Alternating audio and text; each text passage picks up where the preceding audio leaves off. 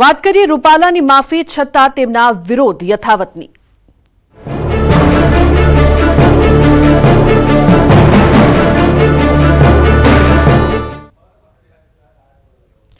તો રૂપાલાની જાહેરમાં માફી છતાં ક્ષત્રિય સમાજનો વિરોધ યથાવત। રૂપાલાની માફી બાદ પણ ક્ષત્રિય સમાજ લડી લેવાના મૂડમાં। રાજ્યના અલગ અલગ ભાગોમાં આજે પણ થશે દેખાવો।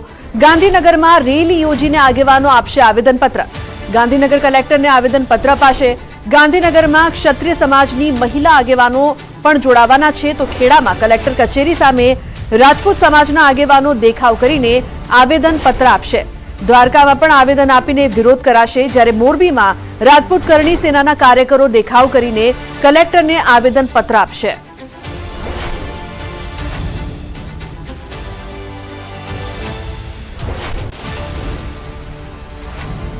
તો રૂપાલાની જાહેરમાં માફી વિરોધ હજુ પણ યથાવત છે। વડોદરામાં ક્ષત્રિય સમાજના આગેવાનો પણ એકઠા થયા છે।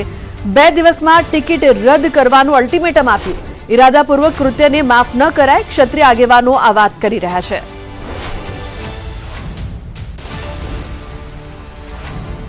આ ફક્ત સનાતન ફક્ત ક્ષત્રિયોને જ આ લોકોએ તમાજ નથી મારી, અન્ય વર્ણ અમારી સાથે જોડાયો, કારણ કે અમે તો સર્વ વર્ણ માટે 18 વર્ણ માટે અમે માથા આપ્યા છે। અને અમે સૌ રવિવાર સુધીમાં આ રૂપાલાજીની જો ટિકિટ કાપવામાં નહીં આવે તો એમને કઈ રીતે કાપવા એ માટેની સમગ્ર ક્ષત્રિય સમાજ તૈયારી કરીને બેઠો છે। આગામી 2 દિવસમાં રૂપાલાજીની ટિકિટ કાપી નાખો અને બીજા કોઈને પણ ટિકિટ આપો, અમને કોઈ વાંધો નથી। અમારે કોઈનાથી કોઈ લેવા દેવા નથી। અને મહત્વપૂર્ણ સમાચાર મહીસાગરથી। મહીસાગર જિલ્લામાં શિક્ષકે કર્યો આચાર સંહિતાનો ભંગ। કડાણા તાલુકાના જીજવા ગામના શિક્ષકે આચાર સંહિતાની કરી એસી તેસી। પટેલ દિનેશભાઈ જોડાયા ચૂંટણી પ્રચાર સભામાં। દાહોદ લોકસભાના ભાજપના ઉમેદવાર જશવંતસિંહ ભાભોરની કડાણાના માલવણ ગામે સભામાં જોવા મળ્યા શિક્ષક। સરકારી કર્મચારી હોવા છતાં શિક્ષકે કર્યો સરકારી નિયમોનો ભંગ। તો મહત્વનું છે કે જે પ્રકારથી શિક્ષક દ્વારા આચાર સંહિતાનો ભંગ કરવામાં આવ્યો છે તેને લઈને અનેક સવાલો પણ ઉપસ્થિત થઈ રહ્યા છે। શિક્ષક દિનેશ પટેલ ચૂંટણી પ્રચારમાં જોડાયા હતા, સભામાં તે જોવા મળ્યા। જશવંતસિંહ ભાભોરની સભામાં શિક્ષક જોવા મળતા અનેક સવાલો અહીં ઉપસ્થિત થયા છે, કારણ કે તે સરકારી કર્મી છે અને સરકારી કર્મી સરકારી નિયમોનો ભંગ ન કરી શકે, છતાં પણ આ શિક્ષક દ્વારા આચાર સંહિતાનો ભંગ। ફોનલાઈન પર સંવાદદાતા મિતેશ જોડાયા છે। મિતેશ, જે પ્રકારથી ચૂંટણી પ્રચારમાં શિક્ષક જોડાયા છે, નિયમનો ભંગ, શું અપડેટ? બિલકુલથી વાત કરવામાં આવે તો 2 દિવસ અગાઉ તલાટી આ રીતે એક પ્રચારની અંદર જોડાયા હતા, તેમને કેસ પણ ધારણ કરેલો હતો। અને આજે 2 દિવસ બાદ એક શિક્ષક છે કે જે જાહેર સભાની અંદર દાહોદ 19 લોકસભા ભાજપ ઉમેદવાર જશવંતસિંહ ભાભોરની માલવણ ખાતે જે સભા યોજાઈ હતી તેમાં પટેલ દિનેશભાઈ કે જે શિક્ષક છે તે જોડાયા હતા, પોતાનો કેસ ધારણ કરી અને જે સભા હતી તેમાં જોવા મળ્યા હતા। કહી શકાય કે ક્યાંક ને ક્યાંક સરકારી કર્મચારીઓ દ્વારા પણ અત્યારે હાલ જે આચાર સંહિતાનો ભંગ છે તે અહીંયા મહીસાગર જિલ્લામાં જોવા મળી રહ્યો છે। જી બિલકુલ મિતેશ, આભાર આ સમગ્ર માહિતી બદલ।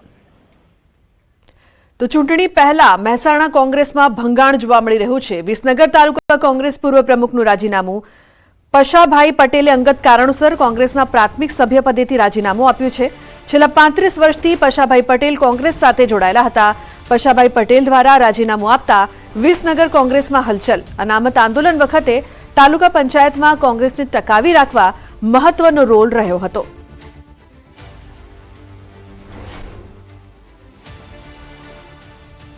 વધુ માહિતી માટે સંવાદદાતા કેતન જોડાયા છે ફોનલાઈન પર। કેતન, શું મહત્વની માહિતી પ્રાપ્ત થઈ રહી છે કોંગ્રેસ પૂર્વ પ્રમુખનું રાજીનામું?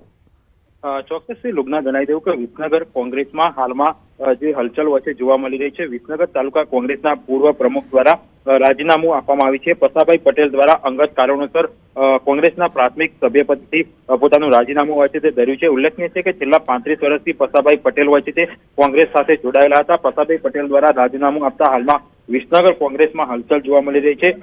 અનામત આંદોલન વખતે તાલુકા પંચાયતમાં કોંગ્રેસને ટકાવી રાખવા માટે જે પશાભાઈ પટેલનો હોય છે મહત્વનો રોલ પણ રહ્યો હતો।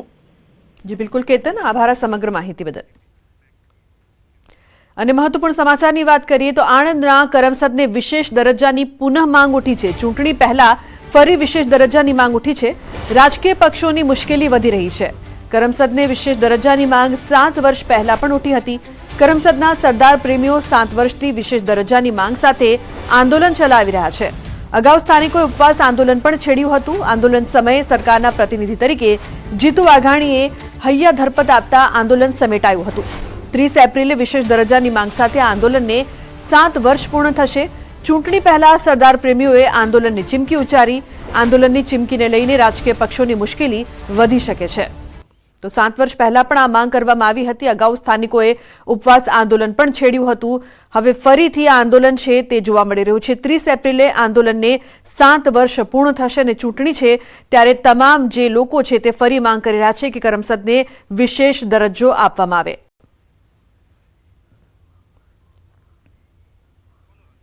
તો 30 એપ્રિલે આંદોલનને 7 વર્ષ પૂર્ણ થશે. આ પહેલા જ્યારે આંદોલન થયું હતું ત્યારે તેમને હૈયા ધરણા આપવામાં આવી હતી. અને મહત્વપૂર્ણ સમાચાર, રાજકોટ સાબરકાંઠા બાદ હવે વડોદરામાં પણ વિવાદ. વડોદરા ભાજપ ઉમેદવાર હેમાંગ જોશી સામે નારાજગી. વોર્ડ નંબર 5ના યુવા મોરચા કાર્યાલય મંત્રીનો બળાપો. સોશિયલ મીડિયામાં પ્રિતેશ શાહે બળાપો કાઢ્યો. પ્રિતેશ શાહે લખ્યું, વડોદરા નારી શક્તિનું અપમાન, ટિકિટ આપી પાછી લીધી, જેને આપી એને શું કર્યું? પાર્ટી માટે કાર્યકર્તા આખી જિંદગી ઘસાયા અને બીજા આવી તૈયાર થાળીએ બેસી જાય છે. પ્રિતેશ શાહની પોસ્ટથી રાજકીય મોરચે ગરમાવો જોવા મળી રહ્યો છે. અન્ય મહત્વપૂર્ણ સમાચાર, વિદેશમાં વધુ એક ગુજરાતીને લૂંટના ઇરાદે હત્યા કર્યાની ઘટના સામે આવી છે. દક્ષિણ આફ્રિકામાં મૂળ ભરૂચના યુવકની હત્યા થઈ. જંબુસરના સારોદ ગામનો વતની હતો યુવક. સાહિલ અબ્દુલ અઝીઝ મુનશી નામના યુવકની હત્યા કરવામાં આવી. નોકરીથી છૂટીને પરત જઈ રહ્યો હતો તે સમયે લૂંટના ઇરાદે રોકીને તેની પર ગોળીબાર થયો હતો, જેમાં તેનું મોત થયું હતું. આ બનાવથી સારોદ ગામમાં ભારે ગમગીની ફેલાઈ છે. તો વિદેશમાં વધુ એક ગુજરાતીની લૂંટના ઇરાદે હત્યાની ઘટના સામે આવી છે. પરિવારમાં શોકનો માહોલ. દક્ષિણ આફ્રિકામાં મૂળ ભરૂચના યુવકની હત્યા કરવામાં આવી. જે નોકરીથી ઘરે પરત ફરી રહ્યો હતો તે સમયે તેની હત્યા કર્યાની ઘટના સામે આવી છે. તો જંબુસરના સારોદ ગામનો વતની હતો યુવક.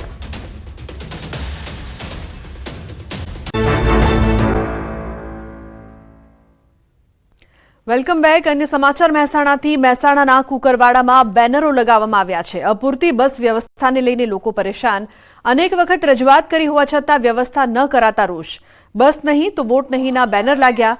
25 ગામોમાંથી લોકો ખરીદી કરવા માટે આવતા તથા મોટું એપીએમસી હોવાથી લોકોની અવરજવર છે. અપૂરતી બસ વ્યવસ્થાને લઈને લોકો પરેશાન હોવાની રજૂઆત કરવામાં આવી છે. માંગણી નહીં સંતોષાય તો ચૂંટણી બહિષ્કારની પણ ચીમકી ઉચ્ચારવામાં આવી છે.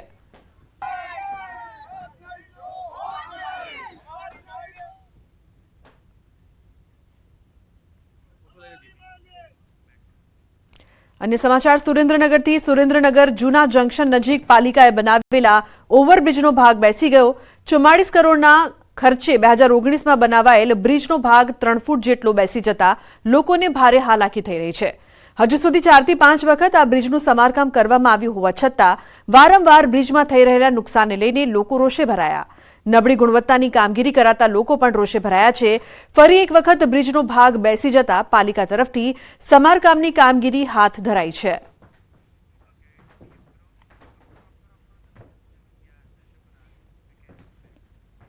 તો પોરબંદર ભાજપના ઉમેદવાર મનસુખ માંડવિયાએ ક્રિકેટરના અંદાજમાં જોવા મળ્યા. લોકસભા ચૂંટણીના પડઘમ વાગી ચૂક્યા છે. નેતાઓ પોતપોતાના વિસ્તારમાં પ્રચારમાં લાગી ગયા છે. ત્યારે પોરબંદર બેઠકથી ભાજપના ઉમેદવાર મનસુખ માંડવિયાનો અનોખો અંદાજ જોવા મળ્યો. મોર્નિંગ વોક માટે નીકળેલા કેન્દ્રીય મંત્રી મનસુખ માંડવિયાએ બીચ પર ક્રિકેટ રમી રહેલા યુવાનોને સરપ્રાઇઝ આપી. માંડવિયાએ તેમની સાથે પોતે પણ ક્રિકેટનો આનંદ લીધો. માંડવિયાએ બીચ પર યુવાનો સાથે ક્રિકેટ રમી ચોક્કા છગ્ગા લગાવ્યા. બેટિંગ, બોલિંગ અને ફિલ્ડિંગ ત્રણેયની મજા લીધી. યુવાનોનું કહેવું કે આગામી સાંસદ ખેલ મહોત્સવ માટે તેમને અડધી ટીમ અહીં જ મળી ગઈ છે.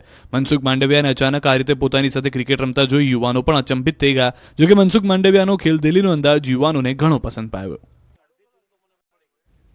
ટાપુ પર મતદાન. 40 મતદારો માટે ચૂંટણી પંચે તૈયાર કર્યું છે ટાપુ પર મતદાન કેન્દ્ર. આપણે પહેલા પણ જોયું છે કે એક મતદાર માટે પણ ચૂંટણી પંચે એક બૂથ બનાવ્યું હતું. કંઈક આવો જ અભિગમ જોવા મળ્યો છે દ્વારકાના અજાડ ટાપુ પર. એક પણ મતદાર મતદાનથી વંચિત ન રહે તેવા અભિગમ સાથે જિલ્લાનું ચૂંટણી પંચ સજ્જ છે. અજાડ ટાપુ સહિતના દુર્ગમ સ્થળ પર વિશિષ્ટ મતદાન મથક તૈયાર કરવા ટીમ સખત મહેનત કરી રહી છે. દરિયા કિનારાથી 10 કિલોમીટર દૂર આવેલા આ વિસ્તારમાં માત્ર 40 મતદારો માટે તંબુમાં મતદાન મથક તૈયાર કરવામાં આવે છે, જેથી એક પણ મતદાર મતદાનના મૂળભૂત અધિકારથી વંચિત ન રહે. આ ટાપુ પર પરિવહનનો એકમાત્ર વિકલ્પ બોટ છે.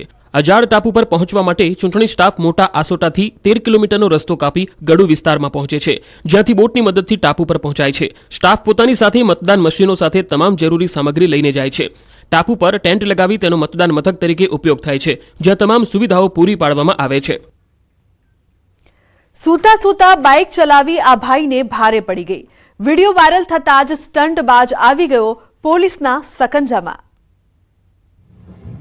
નિમાણોથી બેઠેલો આ યુવક મહાસ્ટંટબાજ છે. આ યુવક રસ્તા પર અવનવા સ્ટંટ કરવામાં માહિર છે. લોકોના જીવ જોખમમાં મૂકી આ સ્ટંટબાજે સૂતા સૂતા બાઇક ચલાવી, જેનો વિડીયો વાયરલ થયો. આ વિડીયો જામનગરના ઠેબા લાલપુર બાયપાસ રોડ પરનો હોવાનું અનુમાન છે. જીવના જોખમે બાઇક ચલાવી રહેલા યુવકનો આ વિડીયો સામે આવતા અનેક સવાલો પણ ઊભા થયા. બેલગામ થયેલા સ્ટંટબાજોના કારણે કોઈ અકસ્માત સર્જાયો તો જવાબદાર કોણ રહેશે તેવા સવાલો પણ ઊભા થયા. જોકે વિડીયો વાયરલ થતા મહાશય પોલીસની ચપેટમાં આવી ગયો. પોલીસે વિડીયો વાયરલ થતા બાઇક ચાલક વિરુદ્ધ ગુનો નોંધી ધરપકડ કરી. પોલીસે બાઇક ચાલક જાવીદ ચમડિયાને ઝડપી પાડી બાઇક કબજે કર્યું.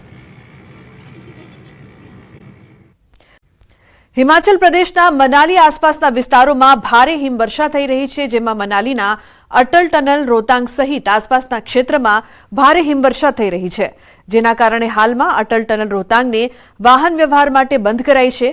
અટલ ટનલ રોહતાંગમાં અત્યાર સુધીમાં 4 ઇંચ જેટલી હિમવર્ષા થઈ છે.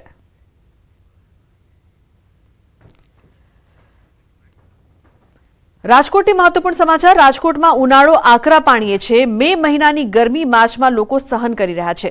છેલ્લા 48 કલાકમાં 44થી વધુ લોકો ગરમીના કારણે બીમાર થયા છે. હીટવેવના કારણે લોકો બીમાર થઈ રહ્યા છે. ગરમીની સ્થિતિને જોતા વહીવટી તંત્ર દ્વારા એમ્બ્યુલન્સ પણ સજ્જ રાખવામાં આવી છે. હીટવેવથી બચવા માટે લોકો ઠંડા પીણાનો સહારો લઈ રહ્યા છે. તબીબો દ્વારા પણ બપોરના સમયે બહાર ન નીકળવા સૂચન કરાયું છે. રાજકોટ શહેરમાં ઉનાળાની આક્રમક શરૂઆત થઈ ગઈ છે. ઉનાળાની શરૂઆતથી જ જે છે લોકો બીમાર પડી રહ્યા છે. ખાસ કરીને વાત કરવામાં આવે તો લૂ લાગવાના કેસમાં સતત વધારો થઈ રહ્યો છે. છેલ્લા 48 કલાકમાં 44 જેટલા લોકો જે છે એ આક્રમક ગરમીનો ભોગ બન્યા છે. ખાસ કરીને વાત કરવામાં આવે તો જે છે અત્યારે આરોગ્ય વિભાગ દ્વારા પણ ખાસ સૂચના આપવામાં આવી છે લોકોને કે જરૂર ન હોય તો તેઓ બહાર ન નીકળે, કેમ કે કહી શકાય કે જે છે લોકો ઘણી વખત બહાર નીકળતા હોય છે અને એમના કારણે જ જે છે લૂનો ભોગ બની જતા હોય છે. અત્યારે જે રીતના વાત કરવામાં આવે તો રાજકોટ શહેરમાં પણ જે તાપમાન છે એ 40 ડિગ્રીને પાર પહોંચ્યું છે.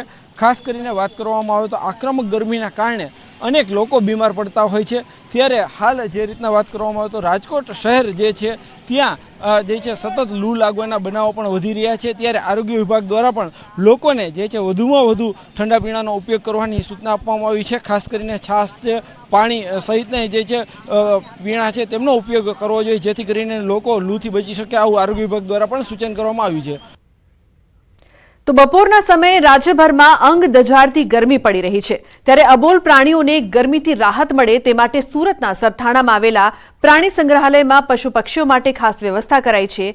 ઝૂના દરેક પાંજરામાં ખાસ ફુવારા મૂકવામાં આવ્યા છે. વાઘ, દીપડા, સિંહ સહિત અન્ય પ્રાણીઓના પાંજરામાં કુંડ બનાવાયા છે, જેનાથી પ્રાણીઓ ઠંડક મેળવી શકે. પ્રાણીઓને ડિહાઇડ્રેશન ન થાય તે માટે દવાની પણ વ્યવસ્થા કરાઈ છે. સાથે સાથે પાણીમાં પણ ઠંડક આપી શકે તેવી દવા નાખવામાં આવે છે. ઝૂમાં આ પ્રકારે પ્રાણીઓ અને પક્ષીઓનું ધ્યાન રાખવામાં આવ્યું છે. આ માટે મેઇન જે વાઘ, સિંહ, દીપડા અને રીંછના જે પાંદડા છે એમાં પરમેનન્ટ આપણે ફુવારાની વ્યવસ્થા કરેલી છે. જેમાં ખાલી મોટરને ટાંકીને કનેક્શન સાથે કરી બપોરે 12 થી 5 ચાલુ કરવામાં આવે છે. એ સિવાય જે પક્ષીના કેસ છે એમાં પણ ફોગરની વ્યવસ્થા કરેલી છે. તો બ્રેક પહેલા નજર કરીશું ટોપ 3 ન્યૂઝ પર. એક તરફી ગરમીનો મારો, બીજી તરફ રોગચાળાનો કહેર. કાળઝાળ ગરમી વચ્ચે વધ્યા સ્વાઇન ફ્લૂના કેસ, તો કોરોનાએ પણ ઉચક્યું માથું. સાબરકાંઠા અને અરવલ્લીના ટોચના નેતાઓને ગાંધીનગરથી તેડું. સીએમ સમક્ષ ટોચના નેતાઓ કરશે રજૂઆત. પરસોત્તમ રૂપાલાએ માંગી ક્ષત્રિય સમાજની માફી, તો ગધેડા આશ્રમમાં મહંત લાલ બાપુના ચરણોમાં ઝુકાવ્યું શીશ. છતાં રૂપાલા સામે વિરોધ યથાવત.